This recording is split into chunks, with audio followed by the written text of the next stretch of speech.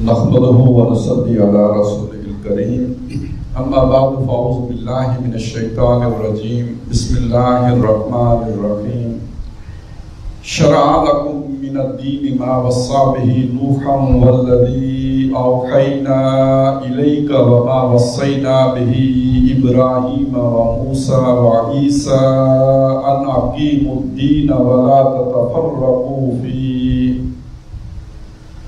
کبر علی المشرکین ما تدعوہم الیہ اللہ یجتبی الیہ من یشاء ویہدی الیہ من ینیب صدق اللہ العظیم رب اشرح لی صدری ویسر لی امری واحلل عقدۃ من لسانی یفقہوا قولی آمین یا رب العالمین۔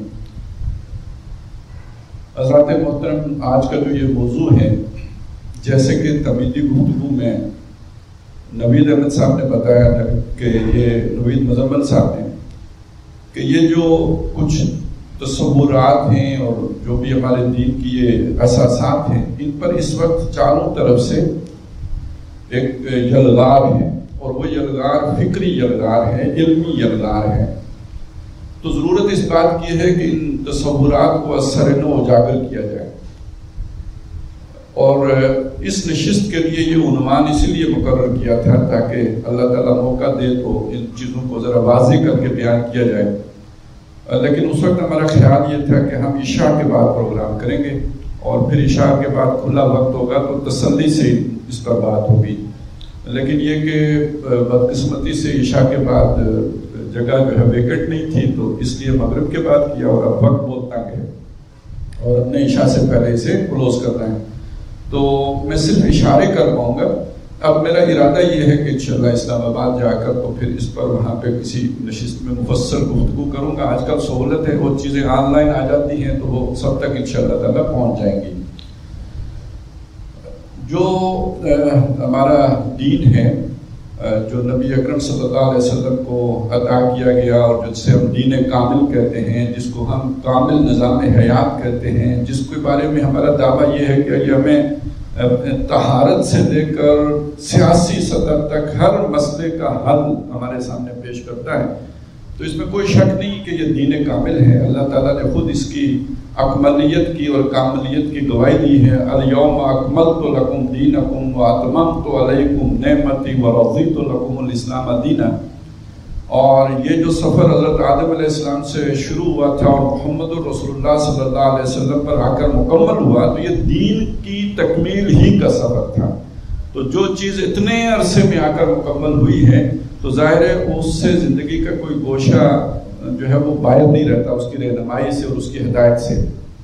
لیکن آج میں چند چیزیں آپ کے سامنے رکھوں کہ جس دنیا میں ہم رہ رہے ہیں، تو بڑی بد نصیبی کی بات ہے، بہت ہی یوں سمجھیے کہ افسوس کی بات ہے یہ شاید کسی کے قریب ترین عزیز کی موت کا اتنا بڑا افسوس نہیں ہونا چاہیے جتنی بڑی افسوسناک بات یہ ہے جو میں عرض کر رہا ہوں کہ وہ دین جس نے اتنا طویل سفر طے کیا، آج اس کا تقابل اگر کیا جاتا ہے تو وہ کیا جاتا ہے عیسائیت کی مسخ شدہ صورت کے ساتھ۔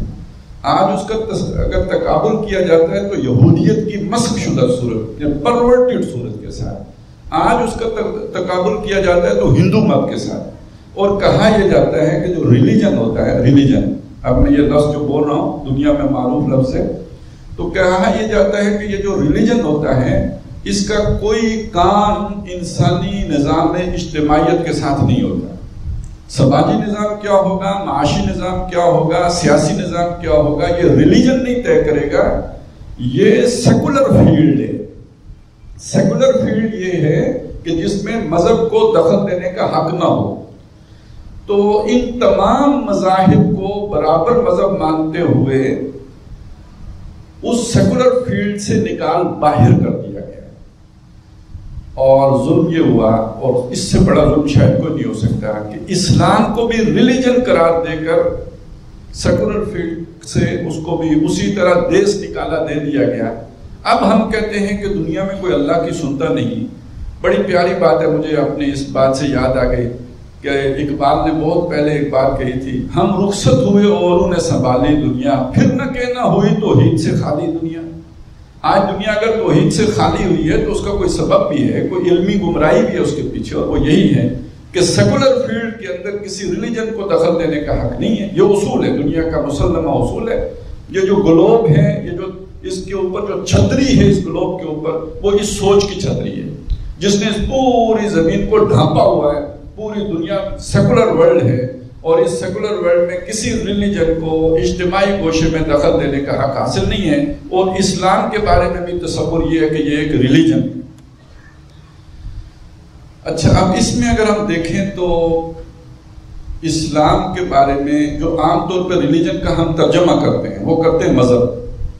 اچھا، ہمارے ہاں مذہب کا لفظ استعمال ہوتا ہے، مثلاً ہم کہتے ہیں مذہب حنفی، مثلاً ہم کہتے ہیں مذہب مالکی، مثلاً ہم کہتے ہیں مذہب شافعی، مثلاً ہم کہتے ہیں مذہب حنبلی، یہ ہمارے یہ مذاہب اربع، یہ مذہب کا لفظ استعمال ہوتا ہے۔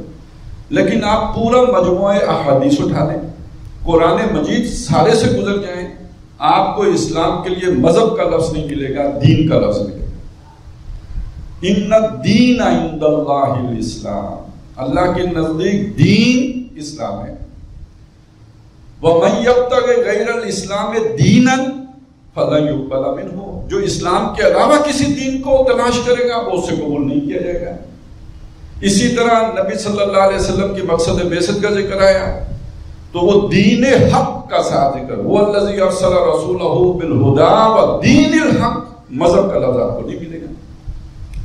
اب مذہب اور دین میں ویسے اگر ہم دیکھیں نا تو جو لغوی طور پر بھی بہت بڑا فرق ہے، عجیب فرق ہے۔ مذہب کا معنی ہوتا ہے راستہ جس پر آپ چلتے ہیں، ذہب یذہب چلنا، مذہب چلنے کی جگہ۔ اور یہ جب کہتے ہیں مذہب حنفی، مذہب مالکی، اس کا مطلب یہ ہوتا ہے کہ جو دین اسلام ہے اس کے اندر جو ایک راستہ بنایا گیا ہے جسے ہم عام مکتب فکر کہتے ہیں یا اسکول آف تھاٹ کہتے ہیں، اس کے لیے مذہب کا لفظ استعمال ہوتا ہے۔ ہمارے جو علمی ورثہ ہیں اس میں مذہب کا لفظ اسلام کے لیے نہیں استعمال ہوتا، اسلام کے جو مختلف جو مکاتب فکر ہیں ان کے لیے استعمال ہوتا ہے۔ لیکن جس دنیا میں ہم رہ رہے ہیں اس میں ریلیجن کا ترجمہ مذہب کیا جاتا ہے، اور اسلام کو ریلیجن قرار دے کر پھر مذہب سمجھا جاتا ہے۔ لیکن خود جو اسلام کی اساسات ہیں، جو اس کی امہات الکتب ہیں، جو اس کا لٹریچر ہے، وہ اسے مذہب نہیں کہتا، وہ اسے دین کہتا ہے، اور اس کی پوری تاریخ میں وہ دین ہی ہے۔ یہ تو ایک ہمارا بچہ بھی جانتا ہوتا ہے کہ آدم علیہ السلام سے لے کر محمد رسول اللہ صلی اللہ علیہ وسلم تک دین ایک ہی رہا ہے، شریعت بدلتی رہی ہے، تو دین تو سب کو معلوم ہے یہ دین ہے۔ تو اب اس میں جو جیسے مذہب کا معنی تو ہو گیا جی مسلک یا مکتب فکر یا اسکول آف تھاٹ یا چلنے کی جگہ یا چلنے کا راستہ۔ دین کا معنی دیکھیے کتنا مختلف ہے، لغوی طور پر بات کر رہا ہوں۔ دین کا معنی ہوتا ہے بدلہ، یعنی یہ میرا معنی آپ کو عجیب نہ لگے نا، مالک یوم الدین ہم کہتے ہیں بدلے کے دن کا مالک، تو دین کا لغوی معنی بدلہ ہے۔ اب رستہ اور بدلہ فرق ہے یا نہیں ہے؟ ان دونوں میں بڑا فرق ہے، عجیب فرق ہے۔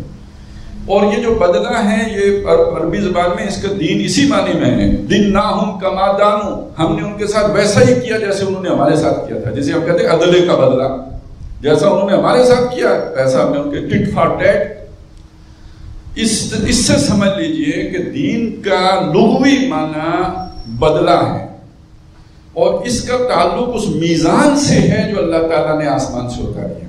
میں ابھی اس کی وضاحت کر دوں کہ نبی صلی اللہ علیہ وسلم کا جب اکیلا ذکر آیا تو جو دو چیزیں انہیں دی گئی ان میں سے ایک کتاب اور دوسرا دین حق کا ذکر ہے، هو الذی ارسل رسولہ بالهدى ودین الحق۔ لیکن جب سارے رسولوں کا اجتماعی ذکر آیا سورہ حدید کی آیت نمبر 25 میں، تو وہاں ان کو تین چیزیں دینے کا ذکر کیا گیا، لقد ارسلنا رسلنا بالبینات وانزلنا معهم الکتاب، جو دو ہو گئی، وانزلنا معهم الکتاب، اور اب تیسری آ گئی والمیزان۔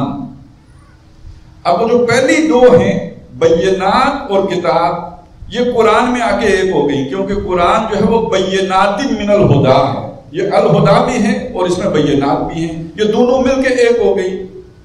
اور جو دوسری چیز تھی وہاں پہ جو سورہ صف میں یا سورہ فتح میں یا سورہ توبہ میں یہاں وہ تیسری چیز کے طور پر نقل ہوئی والمیزان، تو اس کا مطلب میزان مترادف ہو گیا جو آپ کو دین کہا گیا تھا یا دین حق کہا گیا تھا۔ یہ صرف سورہ حدید میں نہیں ہے، یہ بالکل اسی انداز میں سورہ شورى میں بھی ہے، وہاں ذرا الفاظ مختلف ہیں۔ اللہ الذی انزل الکتاب والمیزان، اللہ وہ ہے جس نے کتاب بھی اتاری اور میزان بھی اتاری۔ اب آپ سوچئے یہ میزان کیا ہے؟ یہ میزان ہی دین حق ہے، اور میزان کا معنی ہوتا ہے، ویسے عام طور پہ میزان بمعنی ترازو، میزان وزن کرنے کا آلہ، وزن کرنے والا پیمانہ، وزن کرنے کی شے، یہ میزان ہے۔ لیکن اس کا اگر لفظی معنی دیکھیں تو وہ یہ بن جائے گا جسے ہم کہتے ہیں توازن قائم کرنے والی شے، دو پلڑوں کو متوازن کر برابر کر دینے والی شے۔ اب یہ جو دین جیسے کہتے ہیں جیسے عدلے کے بدلے کے ساتھ اس کا کیا تعلق ہے، تو دیکھیں ادھر آپ رکھتے ہیں 1 کلو کا باٹ اور ادھر 1 کلو جنس ڈالتے ہیں تو یہ عدلے کا پورا بدلہ ہو جاتا ہے، یہ بالکل توازن قائم ہو جاتا ہے۔ انسانی زندگی کے ساتھ اس کا کیا تعلق ہے؟ اب دیکھیں مرد ہے عورت ہے، کس کا کیا حق ہوگا؟ میاں بیوی کے طور پہ رہیں گے نا، تو یہاں عدلے کا بدلہ چاہیے یا نہیں؟ حقوق و فرائض کا تعین کرنا پڑے گا۔ عورت کی ذمہ داریاں کیا ہیں اور اس کے رائٹس کیا ہیں، اس کو حقوق کیا ملیں گے؟ مرد کی ذمہ داریاں کیا ہیں اور اس کے حقوق کیا ہیں؟ یہی مسئلہ ہے نا۔ اگر وہ حقوق و فرائض کا صحیح تعین ہو گیا، گھر صحیح چلے گا۔ حقوق و فرائض کا تعین صحیح نہ ہوگا، ظلم ہوگا۔ آپ نے مرد کو زیادہ حقوق دے دیے، ذمہ داریاں کم رکھی، عورت پہ ظلم ہوگا۔ عورت کو زیادہ حقوق دے دیے، ذمہ داریاں کم رکھی تو مرد پر ظلم ہوگا۔ سمجھ آ گئی نا بات کی کہ یہ کیا توازن قائم کرنا ہے؟ یعنی حقوق و فرائض کا بیلنس قائم کرتے ہیں نا، حقوق و فرائض میں توازن قائم کرتے ہیں نا۔ یہ میں نے ایک کہانی آپ کو سنائی ہے، صرف ایک سطح کی، یہ اجتماعی کوشش سے بتا رہی ہے، ایک سطح کی بات کی ہے۔ آپ ذرا دیکھیں ہمارے ملک میں یہ جو سارا رولا ہے، یہ جو ساری مصیبتیں پڑی ہوئی ہیں، یہ جو ساری اونچ نیچ ہے، یہ جو سارا یہ جو بھوک ہے، افلاس ہے، غربت ہے، لا اینڈ آرڈر کے مسائل ہیں، اس کو کھولتے چلے جائیں پیچھے جا کے یہ عدم توازن ہی نکلے گا۔ ایک خاص کمیونٹی ہے، اس کے حقوق بہت زیادہ ہے، اس کا استحقاق مجروح ہو جاتا ہے، ذرا سا اس کو آپ نے یوں کر کے دیکھ لیا تو استحقاق مجروح ہو گیا۔ پولیس والے نے گاڑی روک لی سگنل پر تو اس کا استحقاق مجروح ہو گیا۔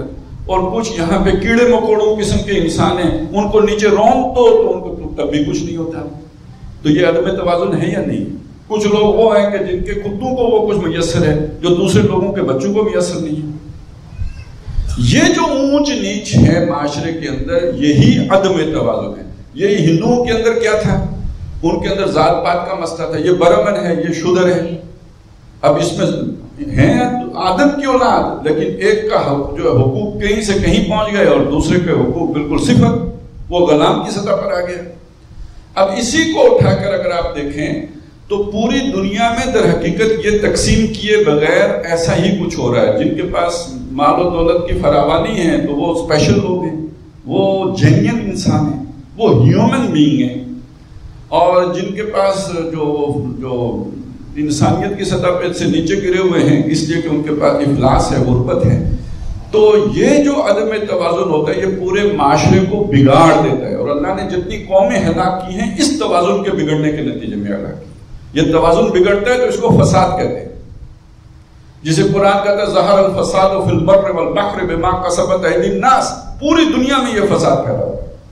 یہ فساد پھیلنے پر قومیں عاد ہلاک ہوئی، اس فساد کے نتیجے میں قوم سمود ہلاک ہوئی، اس فساد کے نتیجے میں قوم فرعون ہلاک ہوئی۔ اس نے بھی تو ایک قوم کے سارے حقوق سلب کر لیے تھے نا بنی اسرائیل کے، وگرنہ نمازوں کی اجازت تو ان کو بھی تھی، روزوں کی اجازت ان کو بھی تھی، داڑیاں جتنی لمبی رکھیں ان کو کوئی فرعون پوچھنے والا نہیں تھا کہ بھئی آپ کی داڑھی اتنی لمبی کیوں ہے یا اتنی چھوٹی کیوں ہے، کوئی اس پہ تو کوئی مسئلہ نہیں تھا۔ مذہبی آزادی وہاں پہ بھی تھی، لیکن ان کے حقوق اس نے سارے طلب کر لیے تھے۔ یہ ہے در حقیقت وہ اسلام کا اصل تصور جو کہ گہنا گیا ہے، جس کو اپنوں اور بیگانوں دونوں نے، بیگانوں نے تو ویسے ہی ختم کر دیا، اسے عیسائیت پر قیاس کیا، یہودیت پر قیاس کیا، ہندو مت پر قیاس کیا، بدھ مت پر قیاس کیا، اور اپنوں نے بھی اس سے جان چھڑا لی، کیونکہ اس کے نتیجے میں پھر رسم شبیری ادا کرنی پڑتی ہے نا۔ حج کرنے پر، نمازیں پڑھنے پر، روزے رکھنے پر، تسبیحیں پھیرنے پر اور جو ہے سجدے کرنے پر کچھ نہیں ہوتا۔ لیکن یہ کام کرنے پر پھر وہ کچھ ہوتا ہے جو حضرت حسین کے ساتھ ہوا. اور اسی کی ساری دعوت آپ کو علامہ اقبال کے یہاں ملے گی. یا وسط افلاک میں تکبیر مسلسل، یا خاک کی آغوش میں تسبیح و مناجات، یہ مسلک مردان خداگاہ و خدا مست، یہ مذہب ملا و جماعتات و نباتات. بہرحال میں جو بات آپ کے سامنے رکھنا چاہ رہا ہوں وہ یہ ہے کہ جب ہم قرآن مجید پڑھتے ہیں تو ہمیں پتہ چلتا ہے کہ سماجی سطح کے بارے میں بھی قرآن نے رہنمائی دی ہے. بھئی یہ کرو، یہ نہ کرو، آئلی قوانین یہ ہیں، اتنی شادیاں کر سکتے ہو، اتنی اس سے زیادہ نہیں کر سکتے، نکاح یوں کرو گے، طلاق اس طرح دو گے. اچھا یہ میں اضافہ اپنے پاس سے کر رہا ہوں یا آپ کو پتہ ہے نا یہ سارا کچھ قرآن مجید میں ہے نا؟ اب بتائیے، دنیا تو کہتی ہے یار یہ سیکولر فیلڈ ہے، اس میں آپ نے ہاتھ ڈال ہی نہیں سکتے. قرآن مجید کہتے ہیں نا سود حرام ہے، اور احادیث میں اس کی تشریح آئی ہے کوئی ایسا ویسا حرام ہے. یعنی تمام حرام اشیاء میں شاید سب سے بری شے جو ہے وہ سود ہے. میں وہ احادیث ہم کو اس وقت سنانے کا وقت نہیں ہے. اچھا یہ معاشی نظام سے متعلق ہے یا نہیں؟ آج ساری دنیا کا جو نظام چل رہا ہے اسی سود پر کھڑا ہے. تو اسلام مذہب ہوا یا دین ہوا؟ اچھا قرآن مجید یہ تو کہتا ہے نا کہ قانون سازی میں اللہ اور رسول سے آگے نہیں بڑھ سکتے. یا ایھا الذین آمنوا لا تقدموا بین یدی اللہ ورسولہ، مت بڑھو اللہ اور اس رسول سے آگے. کوئی مسلمان اپنا ذاتی فیصلہ کرتے ہوئے یا کوئی قانون بناتے ہوئے ایسا قانون بنا سکتا ہے جو اللہ کے کسی قانون سے ٹکراتا ہو؟ تو جب آپ یہ طے کر لیں کہ ہم کوئی ایسا قانون نہیں بنا سکتے جو اللہ کے قانون سے ٹکراتا ہو، تو یہ کس میدان کی بات ہے؟ یہ سیکولر میدان کی بات ہے یا مذہب کے میدان کی بات ہے؟ یہ سیاسی نظام سے متعلق بات ہے جسے دنیا سیکولر نظام کہتی ہے. تو بہرحال اس ساری بات کے حوالے سے ایک ہمارا تعارف ہے محمد الرسول اللہ کا. میں ایک عیسائی کا جو تعارف ہے وہ پیش کر رہا ہوں. آپ نے نام سنا ہوگا مائیکل ہارٹ کا، ڈاکٹر مائیکل ہارٹ، جس نے وہ بڑی مشہور کتاب لکھی دی 100، جس میں بہت عظیم لوگوں کو اس نے جمع کیا کہ جنہوں نے تاریخ انسانی کا دھارا پھیر دیا، اور اس میں سب سے اوپر محمد الرسول اللہ کو رکھا صلی اللہ علیہ وسلم. سب سے زیادہ جو مؤثر شخصیت تاریخ انسانی کی ہیں وہ محمد الرسول اللہ ہے صلی اللہ علیہ وسلم. وجہ کیا بیان کی؟ بڑی کمال کی وجہ بیان کی. یہ سارا مسئلہ وہ حل کر دیتا ہے، ایک انگریز حل کر دیتا ہے، ایک عیسائی حل کر دیتا ہے، جو ہم مسلمانوں کو سمجھ نہیں آتے. وہ کہتا ہے کہ محمد الرسول اللہ صلی اللہ علیہ وسلم تاریخ انسانی کی اکلوتی شخصیت ہے، supremely successful both in the religious field and the secular field، کہ جو بھرپور طور پر کامیاب ہوئی ہے مذہبی میدان میں بھی اور سیکولر میدان میں. یعنی یہ جو مذہبی جسے دنیا مانتی ہے، مذہب عقیدہ کیا ہو، رسومات عبودیت کیا ہوں، یہ نکاح طلاق کے طور طریقے کیا ہوں، مر جائے تو ٹھکانے کیسے لگائیں گے، پیدا ہو تو سیلیبریٹ کیسے کریں گے، اور جو مرد عورت کا تعلق کیسے، وہ وڈ لاک کا طریقہ کار کیا ہوگا، اس کو تو دنیا بھی مانتی ہے نا، یہ مذہبی فیلڈ ہے. تو نبی صلی اللہ علیہ وسلم نے اس کو بھی بدلا ہے. اور جو سیکولر فیلڈ ہے یعنی سیاسی نظام ہے، معاشی نظام ہے، سماجی نظام، اس کو بھی بدلا. اور ہم تاریخ پڑھتے ہیں تو ہمیں بھی نظر آتا ہے یہ سب کیا ہے. تو ہمارے لیے نمونہ کس کی ذات میں؟ محمد الرسول اللہ کی ذات میں. دین کیا ہے؟ محمد الرسول اللہ ہے. بمصطفیٰ برساں خیشرا کے دی ہماؤس گر بہون رسیدی تمام بولابیس. تو ان کے قدموں میں جا کے دیکھتے ہیں تو سیکولر اور ریلیجیس فیلڈ میں کوئی تقسیم ہے ہی نہیں، یہ سب دین کا حصہ ہے. تو جب یہ سب دین کا حصہ ہے تو پھر اس کا مطلب یہ ہے کہ ہمیں حضور کی سنت پر عمل کرنا ہوگا. اور دین میں دونوں خانے شامل ہیں، سیکولر خانہ بھی شامل ہے اور ریلیجیس خانہ بھی شامل ہے. اب میں ایک دوسری طرح سے بات آپ کو سمجھاتا ہوں. توحید جس کی بنیاد پر پورا دین کھڑا ہے، اس توحید کو ہم عقیدہ کہتے ہیں. کوئی بھی آدمی سوچ کے دیکھے، وہ توحید کا جو تعارف قرآن مجید نے کرایا ہے اللہ کے 99 اسماء و صفات کے حوالے سے کرایا ہے. یہی آتے نا. اور اللہ کو پہچاننے کا طریقہ یہی ہے کہ آپ اس کو اسماء و صفات کے حوالے سے پہچانتے ہیں. ایمان مجمل یاد ہوگی نا سب کو، آمنت باللہ کما ہوا باسمائہ و صفاتہ.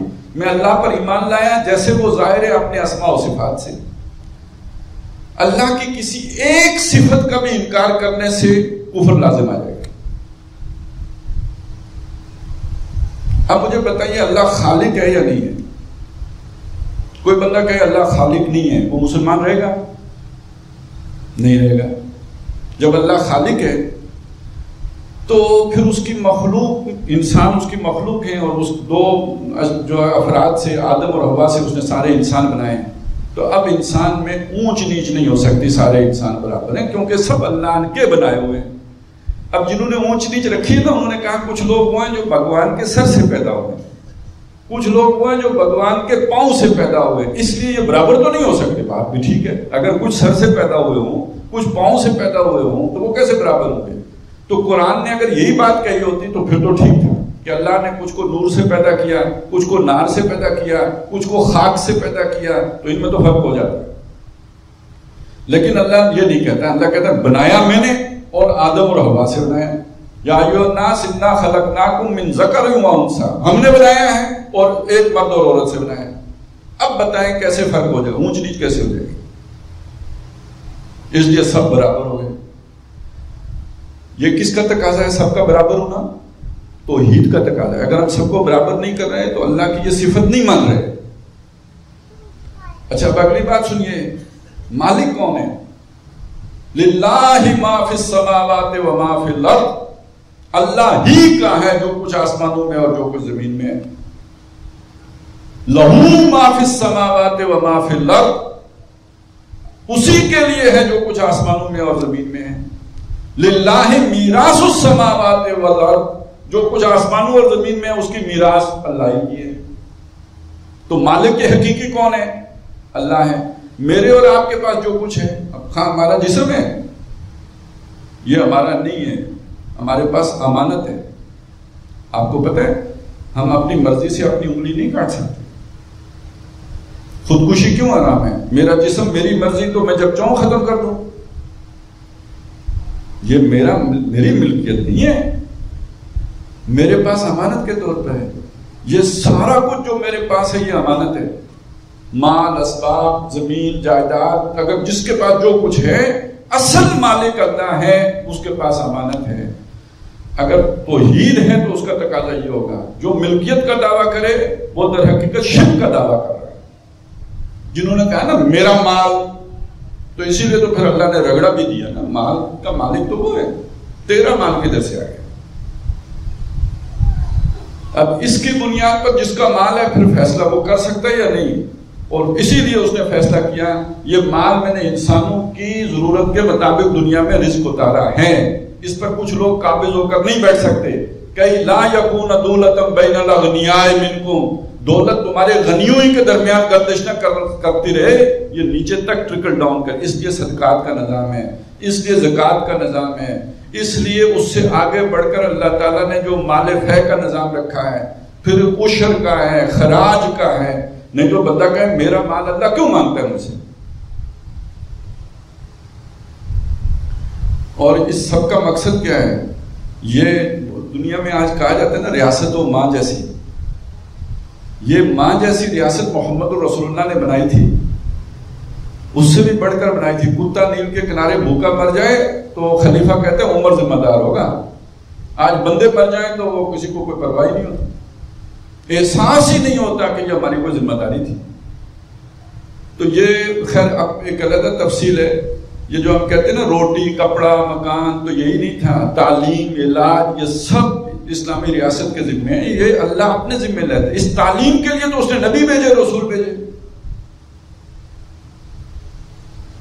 اور انہوں نے مفت دی۔ میں تم سے کوئی اجرت نہیں مانگتا اس کی۔ ایک جو ضروری تعلیم ہے وہ تو سب کے لیے مفت ہونی چاہیے۔ اس سے اسی طرح علاج، ایک بندہ بیمار پڑ گیا، جب تک وہ تندرست تھا وہ اجتماعیت کے لیے محنت کرتا رہا، بھاگ دوڑ کرتا رہا، زور لگاتا رہا، ظاہر ہے اس کا فائدہ قومی پیداوار میں بھی تو اس کا حصہ جاتا رہا۔ اب وہ بیمار پڑا ہے تو اس کو جناب آپ جو ویسے پھینک دیں گے؟ ریاست کی ذمہ داری ہے کہ اس کو علاج معالجے کی بہترین سہولتیں فراہم کریں۔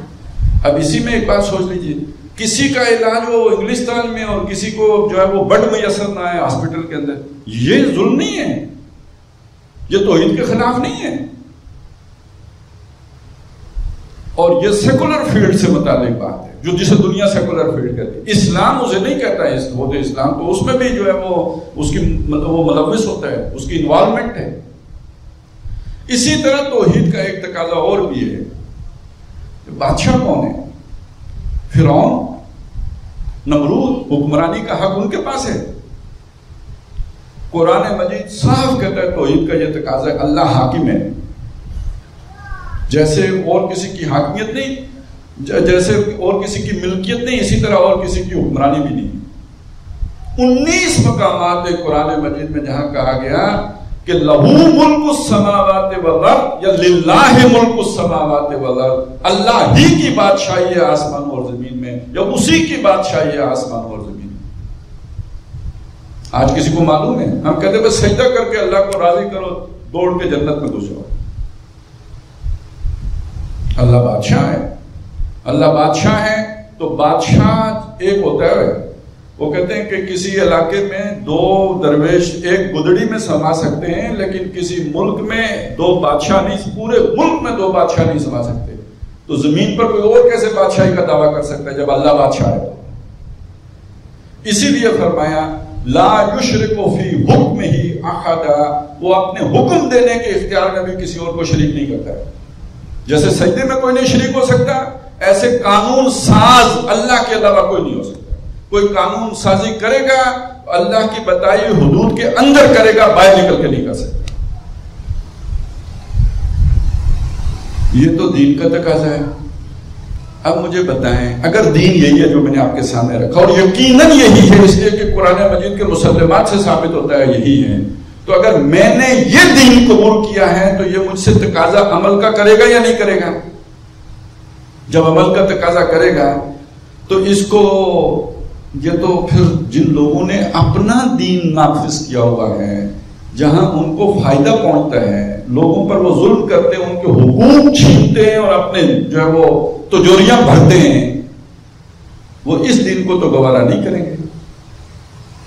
تو جو لوگ اس ظلم میں عیاشیاں کر رہے ہوتے ہیں، خرمستیاں کر رہے ہوتے ہیں، لذتوں میں پڑے ہوتے ہیں، اللہ تللو میں لگے ہوتے ہیں، وہ یہ جگہ تو خالی نہیں کرتے. آپ ان کے پاس جائیں، انہیں کہیں حضور نماز پڑھیں، روزہ رکھیں، آئیں ہمارے ساتھ چلیں، تو چل پڑتے ہیں.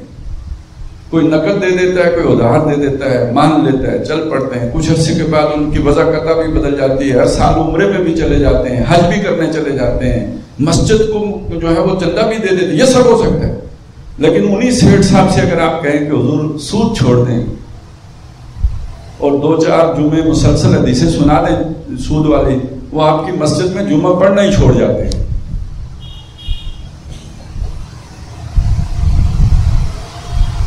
یہ میں کوئی کہانی نہیں سنی، کہ واقعی ایسا ہی ہوتا ہے. اس حوالے سے اگر ایک سیٹھ صاحب اس طرح کرتے ہیں تو جن کی رٹ ہوتی ہے، جن کی بادشاہی قائم ہوتی ہے، جن کا اصل اختیار ہوتا ہے، کوئی فرعون یا نمرود ہوتا ہے، وہ کب چھوڑتا ہے؟ یعنی موسیٰ علیہ السلام سے بہتر بات کون کرے گا؟ ابراہیم علیہ السلام سے خوبصورت بات کون کرے گا؟ محمد رسول اللہ سے احسن تبلیغ کون کرے گا؟ یہ ابو جہل، ولید بن مغیرہ، عتبہ ابن ربیعہ، ابی ابن خلف یہ کیوں نہیں مانے؟ یہ نمرود کیوں نہیں مانا؟ یہ فرعون کیوں نہیں مانا؟ ان سے اچھی تبلیغ کون کرے گا؟ اس لیے کہ اس کو ماننے کے نتیجے میں پیٹ پہ لات پڑتی تھی. اس کو ماننے کے نتیجے میں ان کے ہاتھ میں جو کچھ بھی تھا وہ نکلتا تھا، ان کے اختیار ختم ہوتے تھے، ان کا ظلم ختم ہوتا. نہیں مانا تو اگر وہ نہیں مانے تو آج والے کیسے مانیں گے؟ اور یہ وہ جگہ ہوتی ہے کہ جہاں جا کر پھر ٹکراؤ ہوتا ہے. اس کے بغیر نہیں ہو سکتا. بڑی عجیب آیت ہے سورہ حدید کی آیت نمبر 25، جس میں فرمایا کہ دیکھیں ہم نے وہ جو میں نے آپ کو پہلی والی اس کا حصہ سنایا بھی، کتابیں بھی اتاری ہیں، رسول بھی بھیجے ہیں، بینات معجزے بھی دیے ہیں، میزان بھی دی ہے. ایک اور چیز کا ذکر کیا، وَأَنزَلْنَا الْحَدِيدَ، لوہا بھی اتارا. آپ سوچیں کتابوں کے ساتھ، رسولوں کے ساتھ، معجزوں کے ساتھ لوہے کا ذکر کدھر سے آ گیا؟ تو ہمارے یہاں کہتے ہیں نا لاتوں کے بت باتوں سے نہیں مانتے. تو جو نہیں ماننے والے حق تبلیغ ادا کرنے کے بعد پھر ان کو اس کے ذریعے سے منوایا جائے گا. وہ پنجابی میں ایک کوئی بات مشہور ہے نا کہ 4 کتاباں عرشوں آئیاں تو 5واں آیا ڈنڈا. تو کسی حکومت کی اتھارٹی محض ایجوکیشن سے نہیں نافذ ہوتی. اتھارٹی نافذ کرنے کے لیے، رٹ قائم کرنے کے لیے، قانون کے نفاذ کے لیے قوت نافذہ درکار ہوتی ہے. یہ پنجواں آیا ڈنڈا، وہ قوت نافذہ ہے. یہ لوہا ہوتا رہا، وہ قوت نافذہ کا بھی ہوتا رہا کہ جو دادو کے بوت ہیں ان کو پھر اس کے ذریعے سے بننا. اور دنیا میں آنے کا اصل امتحان یہ ہے وَلِيَعْلَمَ اللَّهُ مَن يَنصُرُهُ وَرُسُلَهُ بِالْغَيْبِ، تاکہ اللہ دیکھے کہ کون ہیں جو اس کی اور اس کے رسول کی مدد کرتے ہیں غیب میں ہونے کے باوجود. عبادت کرنے کا نہیں کہا، نمازیں پڑھنے کا نہیں کہا، روزے رکھنے کا نہیں کہا، تسبیح پھیرنے کا نہیں کہا. اس کی مدد کرتے ہیں. اور اللہ کو مدد کوئی کائنات چلانے میں نہیں چاہیے. اللہ تعالیٰ یہ مدد طلب کر رہے ہیں تاکہ اس کے دین کا بول بالا ہو جائے، تاکہ اس کا کلمہ سربلند ہو جائے، تاکہ اس کی کبریائی تسلیم کر لے. ایک ہے کبریائی بولنا جو آپ بولتے ہیں اللہ اکبر، ایک ہے اس کی کبریائی کو نافذ کرنا، اس کی رٹ قائم کرنا، اس کی بادشاہی منوانا جس کا حکم دیا محمد الرسول اللہ کو صلی اللہ علیہ وسلم. وَرَبَّكَ فَكَبِّرْ، اپنے رب کو بڑا کیجئے. ہم نے اس کو بھی اللہ اکبر بنا کے تو خوش ہو گئے. ملا کی اذان اور ہے، مجاہد کی اذان اور. الفاظ و معنی میں تفاوت نہیں، لیکن ملا کی اذان اور ہے، مجاہد کی اذان اور. تو یہ بات سمجھ لیجئے، یہ دین اگر دین ہے جیسا کہ وہ ہے، اور ہم اگر اس کے ماننے والے ہیں، تو بغیر اس کو قائم کرنے کی جدوجہد کے ہمارا یہ دعویٰ سچا ہی نہیں ہے. آپ سوچئے ایک کمیونسٹ ہو، کیونکہ کمیونزم ایک نظام ہے، کمیونسٹ ہو اور وہ کمیونزم اس نظام کو نافذ کرنے کی جدوجہد نہ کرتا ہو، کوئی اسے سچا کمیونسٹ مانے گا؟ یہ امریکہ افغانستان میں کیوں آیا تھا؟ عراق میں کیوں آیا؟ وہ تو بہرحال اصل مقصد جو ہوگا سو ہوگا. دنیا کو کیا بتایا کیوں جا رہا ہوں؟ انہوں نے کہا جی بڑا ظلم ہے، یہ صدام حسین بڑا ظالم ہے، اس نے لوگوں کے حقوق چھینے ہوئے ہیں، ہم لوگوں کو جمہوریت دینے جا رہے ہیں. صدام جمہوریت دینے کے لیے تیار نہیں، ہم جمہوریت دینے کے لیے جا رہے ہیں. عراق میں ملا عمر بڑا، افغانستان میں ملا عمر بڑا ظالم ہے، ہم افغانستان میں اس لیے جا رہے ہیں تاکہ ان کو حقوق دیں، لوگوں کو ان کا رائٹ ان کو دیں. اب میں اس کے برابر رکھ کر ایک بات آپ سے کہتا ہوں، یہ مسلمان مدینے سے نکل کر ایران کیوں آئے تھے؟ یہ بہت تاریخ کا دلچسپ سوال ہے. اور یہ سوال پوچھا گیا تھا سعد بن ابی وقاص سے، جو اس لشکر کے جو ہے وہ کماندار، ان سے پوچھا گیا کہ کیوں آئے ہو؟ انہوں نے کہا ہم آئے نہیں ہیں، بھیجے گئے. پہلی بات یہ کہ بھیجے، انا قد ارسلنا، ہم بھیجے گئے. کیوں بھیجے گئے؟ لنخرج الناس، تاکہ ہم لوگوں کو نکالیں من ظلمات الجاہلیت الی نور الایمان، جہالت کے اندھیروں سے نکال کر ایمان کی روشنی میں لائیں. ومن جور الملوک الی عدل الاسلام، بادشاہوں کے ظلم سے نجات دے کر اسلام کے عدل میں لے کے آئیں. اس لیے آئے. اب یہ دو چیزیں ہو گئی. آئے ہیں ایک مشن کے لیے آئے. مشن کیا ہے؟ اندھیروں سے نکال کر، جہالت کے، ظلم کے، ان سے نکال کر ہم نے روشنی میں لانا ہے. اور دوسرا مشن یہ ہے کہ عدل قائم کرنا. یہ بادشاہوں نے ظلم کیا، اس ظلم کے خاتمے کے لیے آئے. آج امریکہ کہتا ہے ظلم ختم کرنا، وہ جھوٹ کہتا ہے، لیکن صحابہ سچے تھے، وہ واقعی عدل قائم کرنے کے لیے آئے تھے. اس کے مقاصد اور ہیں، لیکن دنیا کو یہی بتاتا ہے کہ ہم ظلم ختم کرنے آئے. کبھی یہ ظلم کا خاتمہ ہمارا مشن ہوا کرتا تھا، یہ عدل کا قیام ہمارا مشن ہوا کرتا تھا. آج وہ لوگوں نے لے لیا ہے. اور اس حوالے سے دو باتیں آئیں سامنے، اور دونوں کا میدان علیحدہ علیحدہ ہے. کسی کا ایمان تبدیل کرنا، اس کا عقیدہ تبدیل کر کے اس میں نور ایمان لے کے آنا، یہ تلوار کے زور پر نہیں ہے. لا اکراہ فی الدین، اس دین میں کوئی جبر نہیں ہے.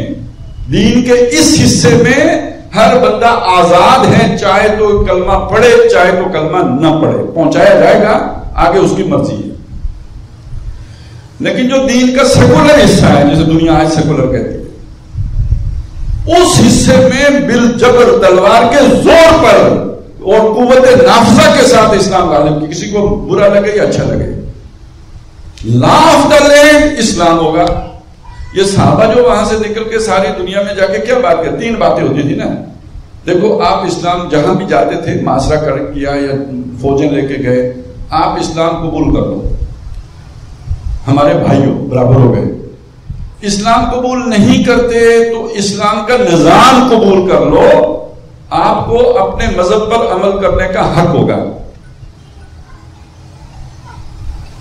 جو آج آ کے امریکہ کہتا ہے نظام ہمارا ہوگا جمہوریت، آپ کو حق ہوگا کہ اپنے مذہب پر عمل کریں، نمازیں پڑھیں، روزے رکھیں، جو بھی کریں، پانچے اونچے کریں نیچے کریں. ان کو تو یہ بھی نہیں گھٹنوں سے اوپر کر لیں، ان کو تو اس سے تو کوئی غرض نہیں ہے.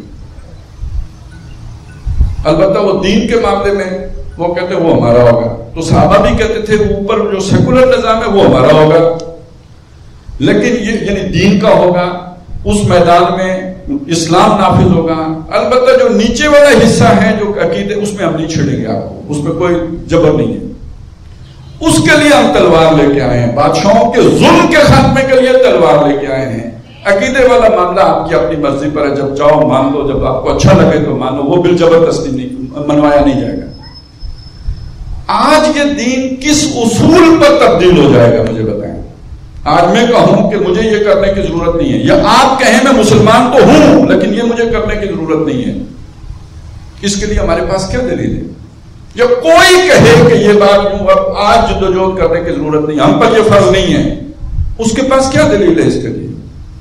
قرآن مجید نے، صحابہ کرام کے عمل نے جو ہے وہ ہمارے سامنے ایک مثال پیش کر دی ہے، رکھ دی ہے. اور جیسے کہ میں نے کہا کہ دین ہے ہی ایک آئیڈیالوجی، ایک نظریہ حیات ہے، وہ زندگی کے تمام گوشوں پر محیط ہے. اگر ہم اس پورے نظریے کو مانتے ہیں تو زندگی کا کوئی گوشہ اس سے باہر ہو تو ہمیں چین کیسے رہے گا؟ ہم اس کے لیے جدوجہد نہ کریں تو ہم سچے کیسے ہیں؟ ہم حق پر کیسے ہوں گے؟ تو اس کا لازمی تقاضا ہے کہ وہ ہم کریں. عبادت اکیلے ہو سکتی ہے، نماز اکیلے پڑھی جا سکتی ہے، روزہ اکیلے رکھا جا سکتا ہے، باقی سارے کام اکیلے ہو سکتے ہیں، تبلیغ بھی اکیلے ہو سکتی ہے. دوسرے لوگوں کا ساتھ ہو تو آسانی ہو جاتی ہے، ایک اکیلا 2 گہرا، دوسرے کے ساتھ سے آسانی ہو جاتی ہے، حوصلہ مل جاتا ہے. ابھی ہم 3-4 لوگوں نے اگر محنت کی ہے تو اتنے لوگ اکٹھے کر لیے ہیں، آسانی ہو گئی ہے. لیکن اگر نہ بھی ہو تو اکیلا بندہ بھی کر سکتا ہے. لیکن جہاں تک دین کی اقامت کا معاملہ ہے، اسے قائم کرنے کا معاملہ ہے، وہ اکیلے بندے کے بس کی بات نہیں ہے. اس کے لیے جماعت درکار ہوتی ہے، بنیاد مرصوص درکار ہے. ان اللہ یحب الذین یقاتلون فی سبیلہ صفا کانہم بنیان مرصوص، بنیاد مرصوص درکار ہے، منظم جماعت درکار. یہ بہرحال ایک پورا تاریخی عمل ہے جس کے نتیجے میں کچھ لوگوں کو یہ خیال آیا، پھر ایک کام شروع ہوا. 100 سال کی تاریخ ہے، یہ چیزیں آگے بڑھی ہیں. میں صرف اس وقت اتنی بات عرض کرنا چاہوں گا کہ ہوا کیا کہ یہ کام بڑا مشکل تھا. ماحول میں نے بتایا سازگار نہیں ہے. پوری وہ جو چھتری ہے نا، وہ سیکولر چھتری ہے، یعنی جتنی فکر آ رہی ہے میڈیا سے آ رہی ہے، آگے پیچھے سے آ رہی ہے، وہ ماحول سارا جو ہے نا اس میں وہ اسلام کو مذہب بنا کر پیش کرنے کا ماحول ہے. دوسری طرف یہ ہوا کہ ہمارا عام تصور مذہبی ہے، بھی مذہبی. آپ اگر کسی بھی دیندار سے پوچھیں گے تو وہ نمازی کی تلقین کرے گا، روزے کی تلقین کرے گا، یہ تصور سامنے ہی نہیں لائے گا. تو جو لوگ اس تصور پر آتے ہیں، تھوڑی دیر چلتے ہیں تو اس کے بعد پھر آسانی سے کہیں جا کے چھاؤں میں بیٹھ جاتے ہیں. وہ کہتے ہیں جو نا جتھے نہیں کھوتی اتھیان کھلوتی. جو عام معاشرے کا ماحول ہے واپس ادھر ہی آ جاتے ہیں. اوپر سے یہ کہ ایسے لوگ جو وہاں سے واپس آئیں گے، اس مشکل رستے کو چھوڑ کر آتے ہیں، تو وہ اپنے ضمیر کو مطمئن کرنے کے لیے کوئی بہانے بھی لگاتے ہیں. آخر اپنا ہی ضمیر ہے نا، کہتے ہیں یار تم نے یہ سستا سودا کر لیا ہے، بچ گئے ہو، جان بچا رہے ہو، بزدل ہو، کم ہمت ہو، تم نے قربانی سے جان بچائی ہے. تو اب آدمی اپنے آپ کو تسلی دیتا ہے کہ نہیں، یہ اصل میں علامہ اقبال نے جو اس طرح کی باتیں کی ہیں نا، یہ ویسے ہی شاعری میں گپ شپ ماری ہے. اور یہ جو شاہ ولی اللہ نے جو کچھ کہا ہے نا، تو یہ ان سے پہلے کسی نے کیوں نہیں کہا. اور یہ جو آج جو شور مچاتے ہیں مودودی صاحب ہیں یا ڈاکٹر صاحب ہیں، یہ جو اس طرح کی باتیں کرتے ہیں، تو یہ بس ویسے ہی ان کی کہانیاں چلانے کے لیے بات آگے اپنی پھیلا رہے ہیں، وگرنہ یہ کہ ہمارے یہاں تو یہ ہے ہی نہیں. بات مختصر ہے، میں صرف ایک مثال سے ہی سمجھا سکتا ہوں. اس وقت میں پوری بات آپ کے سامنے نہیں رکھ سکتا. کہ دیکھیں، پہلے وقتوں میں اگر کسی نے یہ بات نہیں کہی تو اسے کہنے کی ضرورت کیا تھی؟ شریعت نافذ ہے، قانون جو ہے وہ نافذ ہے، انہوں نے نہیں کہا۔ جب وہ قانون ختم ہو گیا، یہاں انگریز کا قانون آ گیا، تو اب کہنے کی ضرورت ہے۔ اگر مثال سے سمجھنا چاہتے ہیں تو بات کچھ یوں بنے گی، ذرا بہت ہلکی سی مثال دے رہا ہوں لیکن اس سے بات جلدی سمجھ میں آ جائے گی۔ ایک خاتون ہے، شادی شدہ ہے، اس کا خامند ہے، ساس سسر بھی ہیں، تو کوئی بھی اسے نہیں کہے گا کہ تو شادی کر، کیونکہ خامند ہے اس کا نا، بچے بھی ہیں، سب کچھ ہے، کوئی کیوں کہے گا کہ تو شادی کر، پاگل ہے۔ اب وہ بیوہ ہو گئی ہے، اس کے بعد ہی اسے کہا جائے گا نا کہ اب آپ شادی کیجیے، اس کے بعد ہی کوئی مشورہ دے گا۔ اب اس وقت اس کا بچہ اٹھ کے کہے کہ دادی دادا نے تو کبھی بھی نہیں اماں کو بولا تھا کہ آپ شادی کرو، یہ بندہ کیوں کہتا ہے کہ دادی دادا نے اس لیے نہیں بولا تھا کہ ابھی ان کا بیٹا زندہ تھا نا، وہ فوت ہو گیا ہے، تو اب اس کے لیے جو ہے کوئی نہ کوئی بندوبست کرنا ہے۔ اسی طرح سمجھ لیجئے کہ جب اسلام کا قانون چلے کم از کم نافذ تھا، نظام تھا یا نہیں تھا، قانون نافذ تھا، تو اس وقت کے علماء کیوں کہتے ہیں کہ بھائی اس کے لیے جدوجہد کرو اور زور لگاؤ اور محنت کرو۔ اب یہاں بابا وہ قانون بھی نہیں ہے، انگریز کا قانون۔ اب فیصلے آپ کے شریعت کے مطابق نہیں ہوتے، انگریزوں کے قانون کے مطابق ہوتے ہیں، تو اب بولنا پڑتا ہے نا، اٹھو یار، وہ اب کچھ کرو اس کے لیے۔ تو جو لوگ کہتے ہیں یار وہ اسلاف نے کیوں نہیں کہا، تو بھئی اس وقت اسلام جو ہے وہ دلہا تھا، اب وہ دلہا کا سہرا اتر چکا ہے، اس کا جو ہے نا وہ جو اب ویران ہو چکا ہے وہ سب کچھ۔ اب آپ کو محنت کریں گے تو نجات ہے، نہیں کریں گے تو پکڑ ہوگی، گرفت ہوگی۔ اللہ فرمائے گا میں بادشاہ ارض و سما، تم میرے ماننے والے، اور یہاں زمین کے اوپر جو ہے وہ میری کوئی نہیں مانتا تھا، اور تم گھر بیٹھے رہے آرام سے چین سے، تم نے کوئی جدوجہد نہیں کی، تم تو غدار ہو، تم تو بے وفا ہو، تم نے میرے دین کی وفا نہیں کی۔ ملک پر حملہ ہو گیا، وہ فوجی ایکسرسائز کرتا رہے، left right left right left right, تو اس کی اس ایکسرسائز کا کوئی فائدہ ہے؟ یہ اللہ ہم سے کہے گا میرا دین منہدم ہو گیا اور تم اپنی تیاریوں میں لگے رہے، تم نے کچھ کیا ہی نہیں۔ تو یہ ذہن میں رکھیے، یہ تقاضا ہے، اس کو پورا کرنے کے لیے پھر جماعت کی ضرورت ہے۔ اور اس وقت بدقسمتی سے جو ایسی جماعتیں بنی تھی تو ان میں چند لوگ تو ہیں کہ جو یہ فکر رکھتے بھی ہیں اور بیان بھی کرتے ہیں، لیکن ان پر قیادتیں آہستہ آہستہ ایسی مسلط ہو چکی ہوئی ہیں کہ جو زمانے کے ساتھ ہی پیس ملا کر چلنا چاہتے ہیں، وہ اپنے لیے کوئی مشکل نہیں وہ جو ہے وہ لینا چاہتے ہیں۔ لہذا جتنے بھی اشکالات آتے ہیں، جو دوسری فکر اس کا کوئی جواب بھی نہیں دیتا، اس کے مقابل کوئی کھڑا ہی نہیں ہوتا، خود بھی سست رو ہیں، سب کو ڈھیلا کر دیتے ہیں۔